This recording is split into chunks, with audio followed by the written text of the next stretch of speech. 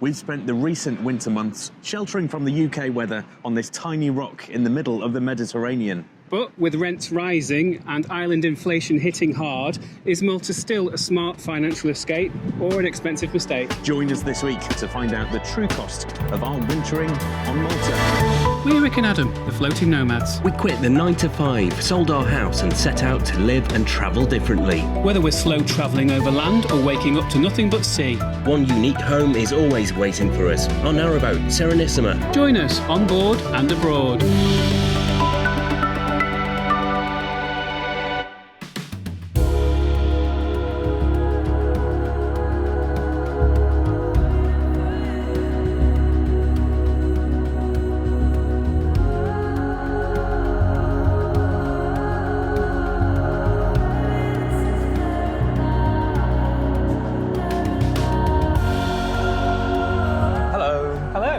So you've joined us for another classic Floating Nomads episode about comparing some prices to the UK, perhaps Spain as well, and maybe our recent months in Turkey. But this time we're doing it from Malta. We've been here for almost 7 weeks now. Right. And we thought it'd be good to let you know just how much we've been spending.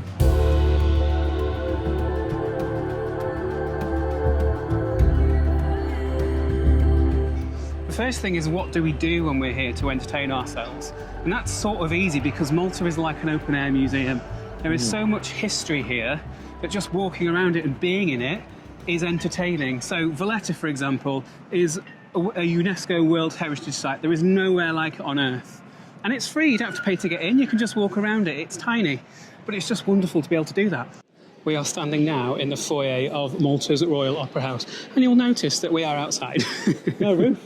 No roof. So this was bombed during the Second World War, and instead of rebuilding it, they decided to basically remove all the rubble and turn it into an outdoor venue now. So it still works as an opera house, it still works as a concert venue, but it has no roof and it's outdoor, which is lovely in the summer. Small though Valletta is, it still is a capital city in every way. So there is a Parliament building, there is a Prime Minister's residence, there is an old stock exchange, there are embassies. It's just everything in miniature.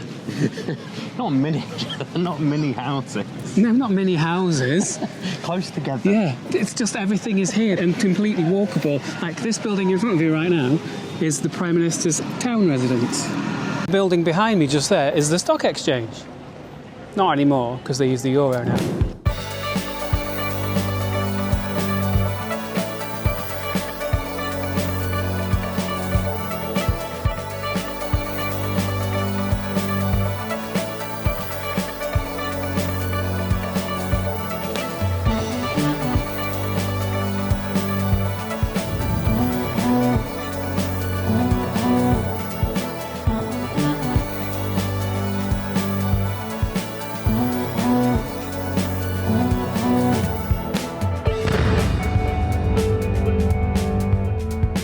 What started as a 16th century fortification against invaders eventually became a ceremonial landmark, signalling the time to the state and the ships below. The fact that it's such a small country and such a small island, you saw from a couple of videos back when we did the coastal day, that was so easy to do, especially with the good bus network. This whole island is like a museum. It's ancient history. It's got so much to show, and it's tiny enough that you can do it all in one winter. Yes. Certainly, many times over. Absolutely. And still not be bored.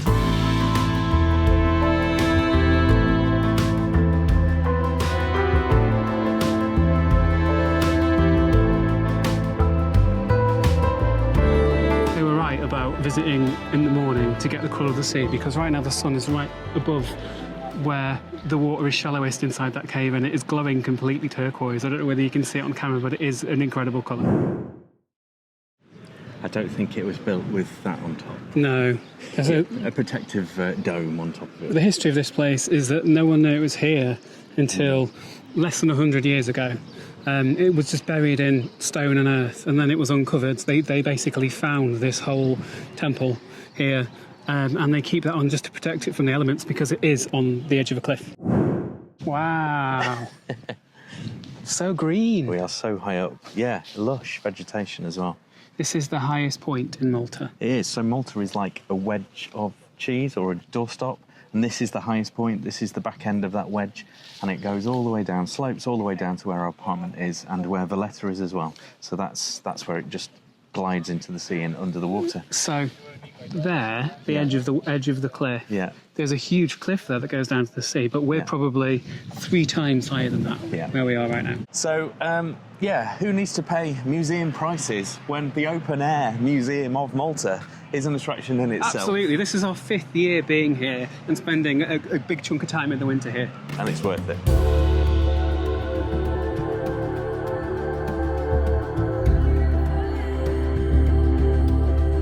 I don't want this to be like a total non-floating nomads vlog, so we are going to give you a bit of history as we're walking around these other sites in Malta that we haven't been to with you guys. So we're walking through what used to be the capital in the 1560s, and this was the place that was sieged by the Ottomans, really, and that's why they decided to build the fortified city of Valletta, so that it wouldn't happen again. And they changed its name to Vittoriosa, which means victorious, kind of in recognition of that fact.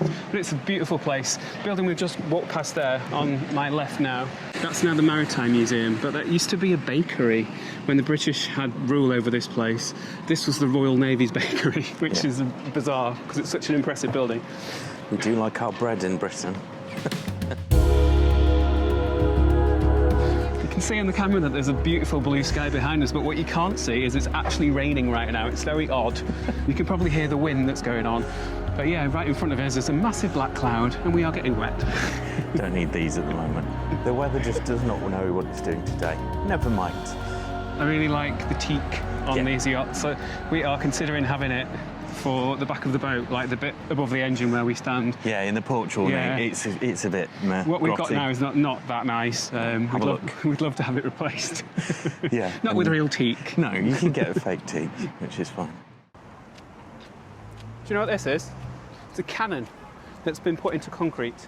So because Malta has been fortifying itself and trying to defend itself for a lot of the last 500 years, there are these cannons all over the place and they've been used, like this one. You can tie boats to it. Have you ever fancied going back to university? If it was this one here, exactly. Possibly, yeah. That'd be so cool to have a uni here. It's very pretty. It's a beautiful setting for a university. I'm very, very jealous. Imagine going there. You'd just be staring out of the window all the time. Yeah. You wouldn't be listening. Well, like you were anyway. It's very studious at university, Richard. Yeah, you were there long enough.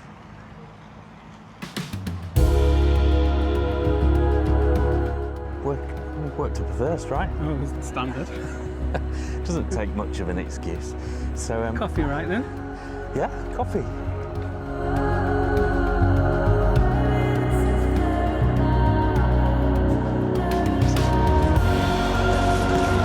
This is my yacht here. I'm just going to sit next to and have a little drink. Should we talk the price of, well, it's not a coffee, you might have guessed, price of beers? Yes.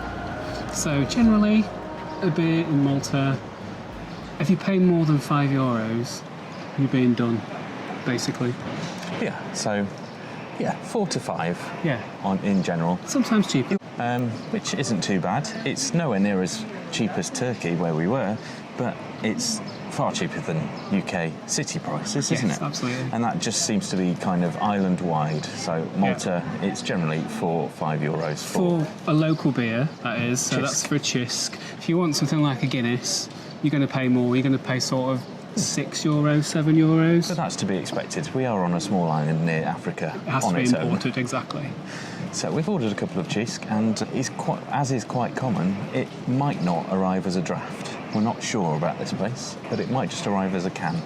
But that's all right. I think it's often better in a can than on draft chisk. We get a glass with it. However, I was wrong. Not in a can. We actually have a draft. It may have come out of a can. We don't know. He might have just poured it in. We haven't seen a can. Cheers. Cheers. And what about wines and cocktails? Cocktails 2 for 1 generally, quite a lot of the time. So, if we're comparing to Turkey, wine and cocktails are remarkably cheap here. They were both super expensive in Turkey. Here, you can get a wine, you can get a bottle of wine that is decent local wine for €5. Yeah. Very decent. Very decent, we like it. And the cocktail, you find happy hours everywhere where it's 2-for-1 cocktails. Lots and lots of bars do them. So you can get to margaritas, to mojitos, to spritzers. Cocktails, Richard. Cocktails. I think we know what cocktails are. Often for about €7. Yeah. So, yeah, it should be 14, but you'll pay 7. Yeah. So we talked about the drink. Now we need to get a bit more grown up and serious and talk about the weekly food shop. I hate the weekly food shop. That's because that's me that has to do it, that's why. But he's dragging me along today, so we'll go there. In order to do that, we need to hop on a ferry to get across the Grand Harbour.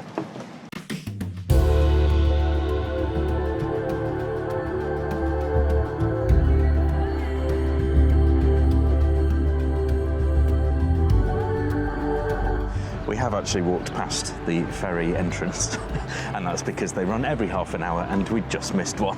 So we are walking back up to the ferry now. Yeah, every half an hour between here and Valletta. Very handy.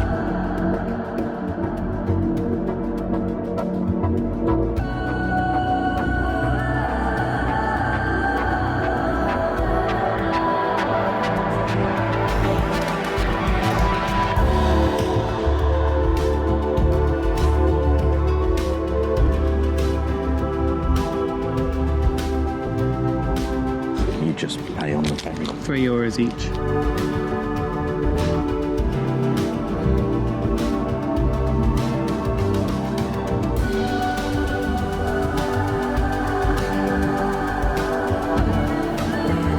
I do miss driving the boat. Oh, okay.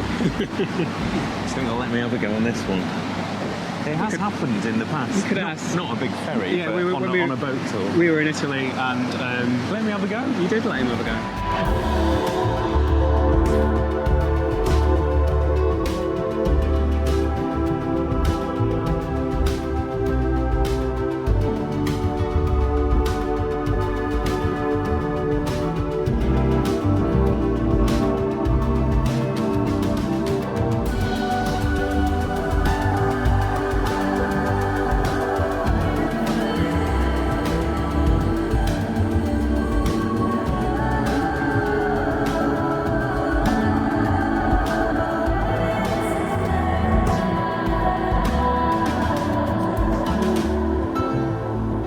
So that was a very efficient way and quite cheap way of crossing the Grand Harbour. But there is another way that is even better. So between the three cities where we just were and Valletta, where we are now, you can get a Derbyshire boat. I think I've said that right. It's a Maltese gondola, basically, and it costs just €2 to €3 to cross the harbour, and it is spectacular. We haven't done it on this occasion, but we did do it in July 2025. So whilst you're watching that, we're going to make our way to the supermarket for that all-important price comparison of a weekly shop.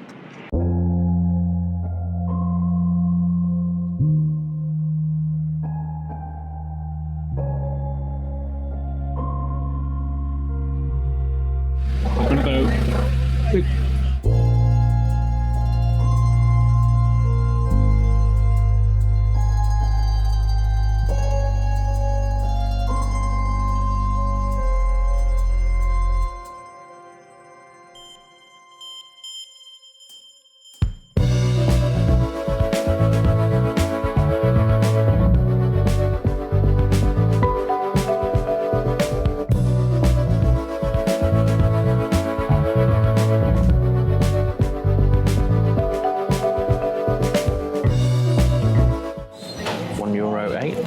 €1.08. Maltese bread makes the absolute best toast.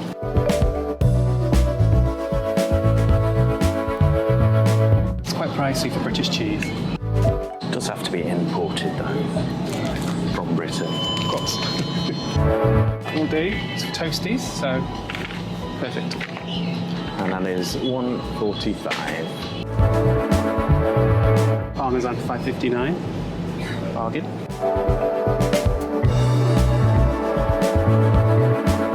$3.06 for how much? $6 for 240 grams. See, unlike Turkey, it is very nice to have ham in a supermarket again. We have enjoyed that. Need 3 protein yogurts, please. $1.89, these ones are. Near enough for pint of milk? 68 cents. 68 cents.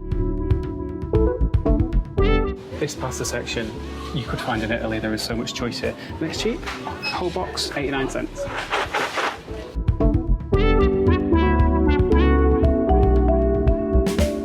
So yes, you can get Cadbury's. Is it expensive though? Yeah, it's $3.59 for that. $10.95 for an Easter egg.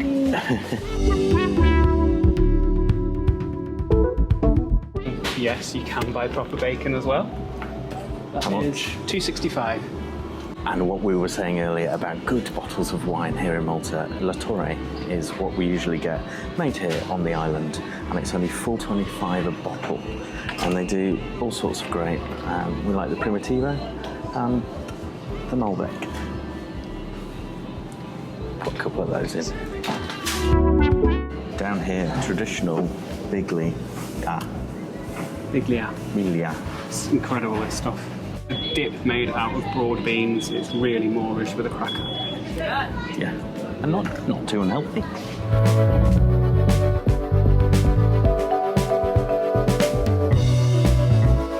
Lavazza coffee, $4.75. It's about the same as at home. Our absolute favourite Maltese crisps, Twisties. Are they Maltese? They are Maltese. They are Maltese. Yeah, Maltese. Very good. $2.45 for a big pack. They'll last, but 90 cents. Yummy.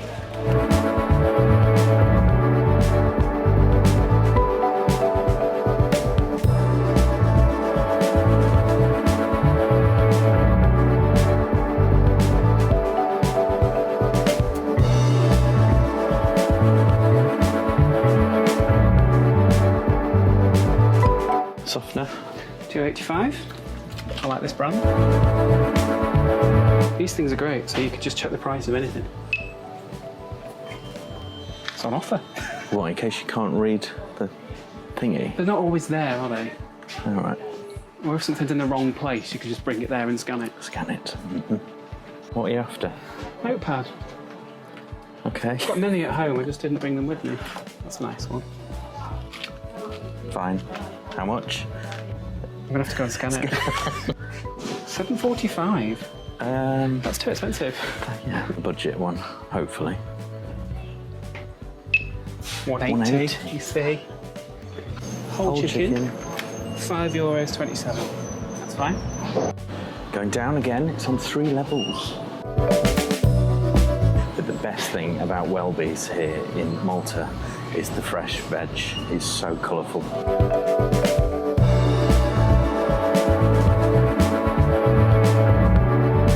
The oranges. I love the displays of stuff in here, how they pile everything up. It looks lovely.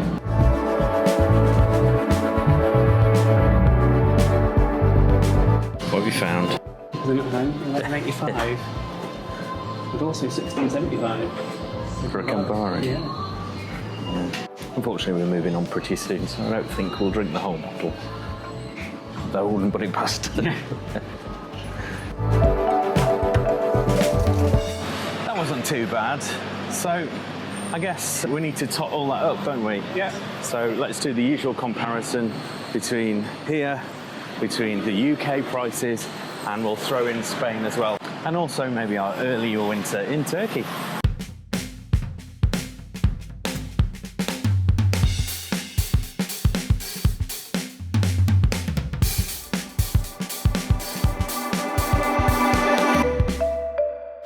So, I think the take-homes from this are that it is slightly cheaper than the UK.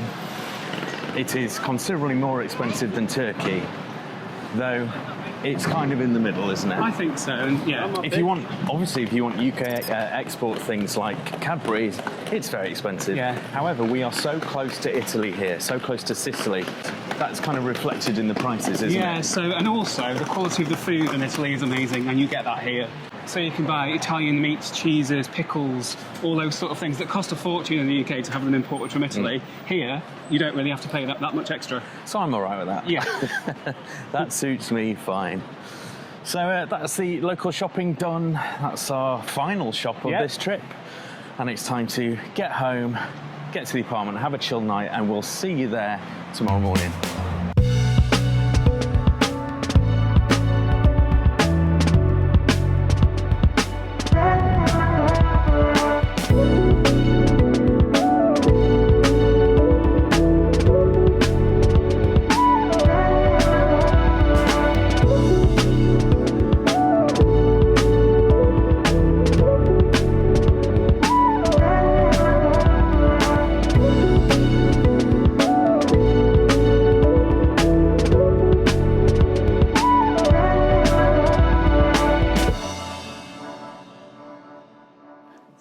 the new members that you just saw there on the screen. It's great to have you aboard, and there is already a new B-side video out for our club members. And this one is interesting. So this one shows you the exact spot where our life changed, where we made that decision to basically quit our jobs and sell our house. That happened in Malta. 5 years ago now. 5 years ago, and it happened on the beach, and we do go there and explain exactly what happened. So if you'd like to join our club, we'd love to have you along. Just scan this QR code or click the join button below.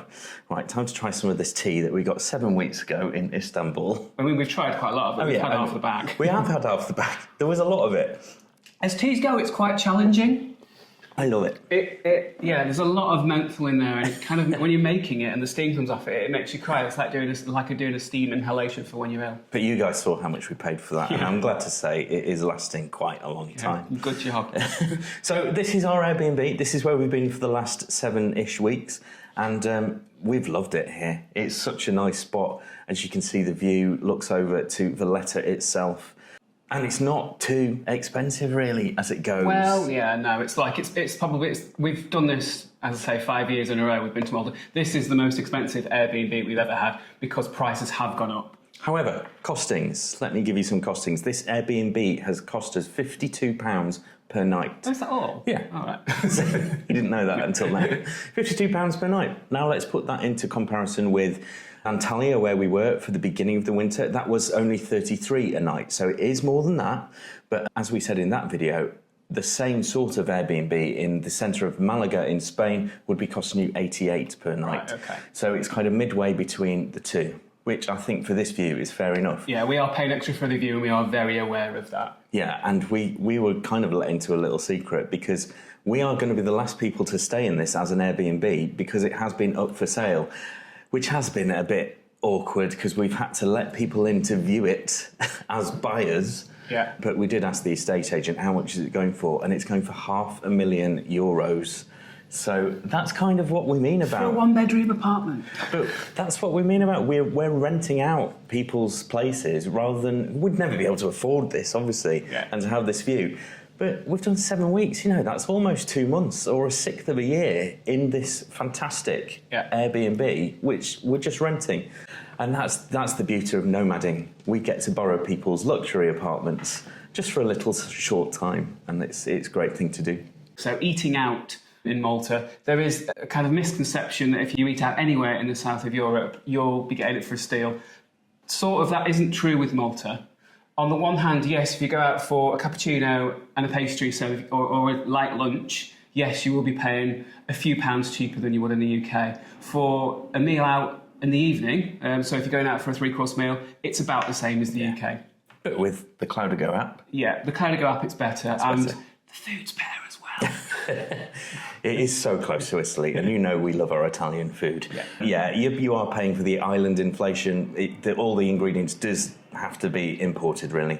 Yeah. Not all the ingredients, but a lot of the ingredients. When you are staying somewhere like this, you do want to go out for meals as well, and we have a way of making that cheaper. We were told about this app by someone who lives here, and it's called the Cloud2Go app. And if you are visiting, you pay €20 for 30-day subscription, and it gives you up to 50% off all sorts of restaurants. Like the discounts start at 10%, but yeah, some of them are 50% off restaurants all over the island, and also shops. It's really worth having.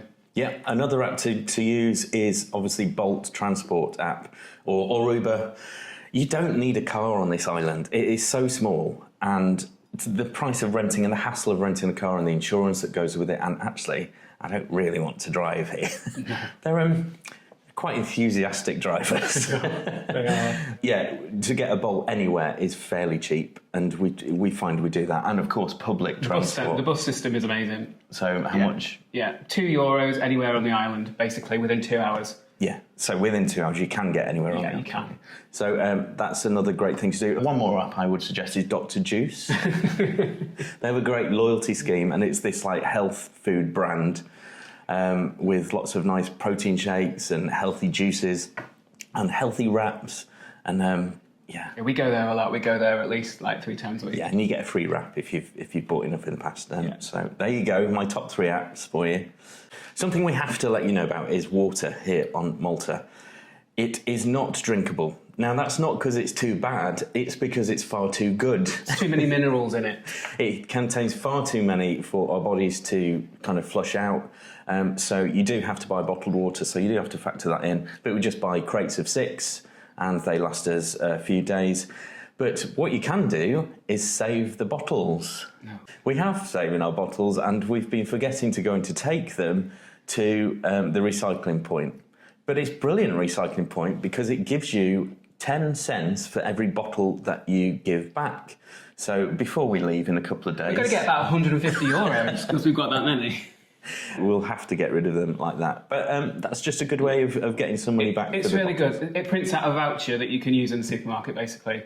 It's awesome. We don't have anything like that in the UK, but we should do because it makes you want to go and recycle. And the other thing about the water, yes, it has loads of minerals, but that is not so good for skin. And I don't know if you've noticed over the last few vlogs, I've certainly noticed, it's irritated me, is my skin, especially on my face, it's got quite flaky and red. And it does happen every year in Malta. And it's because you get out of the shower and no matter how much you moisturise, it still is dry. It affects you more than it affects me, but I can definitely notice it. Yeah, and it's just to do with the mineral content. So you might be spending your money on moisturisers like we have tried to be doing. The great thing about Malta is there is so much to do, and it is all accessible from anywhere. For free, right? For free, yeah, because it's a small island. You know, it's very much about the coast. You can get the bus to any number of beaches and scenic points for €2. And I love that about this place. Yeah, it's such a great feeling to be so close to the sea all the time. It really does affect me in a good way. And I really will miss that when we leave Malta. But it's the same with Gozo, actually. We were there last week, and all of that, every single thing we did on that day out was free. Yeah. So just bear that in mind. There's loads to do on both Malta and Gozo, and you won't be paying much for entrance fees. The other thing that I like as well, and this is probably a bit silly, but I like the Britishness everywhere. I like that the plug sockets are British. I like that one of the 2 official languages is English, so you can always be understood. It's when you're in a foreign country and you don't necessarily speak the language, it can be quite isolating. In Malta, it is not like that because, you know, the British ruled this place for such a long time. There is still a lot of that ingrained within it, and I find that quite comforting. I like that I can get Heinz beans, and I like that I can get a jar of Bovril. Marmite. And Marmite. It's things like that. We are letting our toast go cold with too much speaking. Salivating. But the one thing that isn't British is the weather. Yeah.